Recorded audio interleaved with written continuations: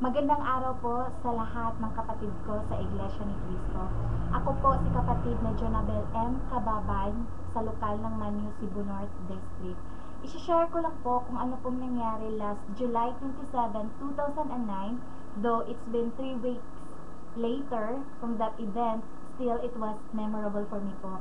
Nandun po ako sa Abiliana Sports Center para i-celebrate ang Global 95th Iglesia ni Cristo Day or anniversary ng Iglesia dito sa Cebu. Shock po ako when the US President Barack Obama extended his warm greetings to us sa pamamagitan po ng isang liham. And I'd be proud to say that the Philippine President Gloria Macapagal Arroyo says her best wishes herself. And to top it all, July 27 is declared as a special holiday or officially known to be the Iglesia ni Cristo Day. Di ba po, ang saya-saya nun? Tsaka, na-surprise pa po ako nang may mga kilalang popular icon ako na nakita who celebrated with us po. To start with, the Miss Saigon, Miss Leia Salonga, fan po niya ako talaga. At saka yung kapatid niya po, si Mr. Gerald Salonga, ang tinaguri ang musical director ng event. Si Lucio San Pedro, known to be the Philippine National Music Artist, or composer din siya sa mga kanta ng iglesia. Si Mr. Ryan Cayabyab, or known to be Mr. C, composer siya sa mga kanta ng iglesia. Si Apple Chu, singing bee singer, at si Miss Janice de Belen. Hindi ko na po babanggitin na nandun din mismo si Gladys Reyes, kasi naman matagal na nating alam na kapatid natin siya.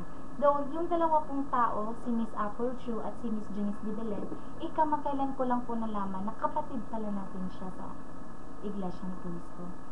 At yung event po ay nagtapos sa 8 minuto o higit pa na pagtatapos sa pamamagitan po ng fireworks display. Alam niyo po, ang Iglesia ni Cristo kasi remained thankful sa lahat ng biyaya na natatanggap niya at humble or hindi po tayo boastful o proudly sa lahat ng achievement ng Iglesia ni Cristo ngayon. To mention lang siguro a few, may dalawa tayong cable channels, namely yung Net25 tsaka GemTV, radio programs and stations here and abroad. May global network pa tayo, tsaka new congregations here and abroad.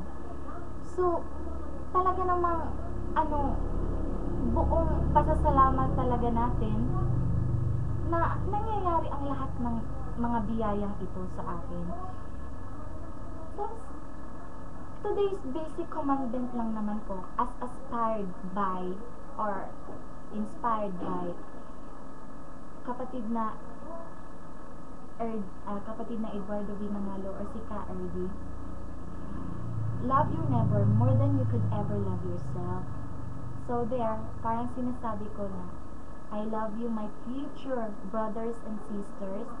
Who knows pa naman kasi marami pa naman mga tao na hindi pa natin mga kapatid. So, ang sa akin lang is, baka maingganyo kayong makinig ng mga doktrina namin. So, sinasabi ko na, mahal ko kayo, future brothers and sisters. So, yun, sana ay yung hindi pa natin mga kapatid, sana ay maingganyo kayong makinig ng mga doktrina ng Iglesia.